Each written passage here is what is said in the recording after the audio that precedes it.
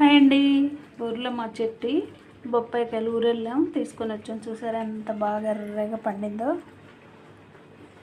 ఇది కూడా బాగా పండింది ఎర్రగా. ఇది లైట్గా పండిద్దిలే అని కోసుకొని వచ్చాం. దీన్ని ఎలా పెడితే పాడైపోకుండా పండిద్దో మీకు తెలిస్తే నాకు కామెంట్ చేయండి. అలా దాచుకుందాం మనం వీటిని. ఒక కాయ కోసి చిక్కు తీసి విత్తనాలు తీసేసి, అది ఎన్ని విత్తనాలు కాయ ఏమో చిన్నది, విత్తనాలు ఎక్కువ.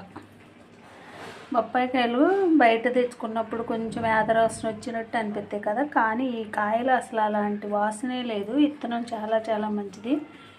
ఊర్లో మన ఇంట్లో పెరిగిన చెట్టు కదా, చాలా టేస్ట్ ఉంది. తింటే తీయగా ఉంది, అమృతంలాగా.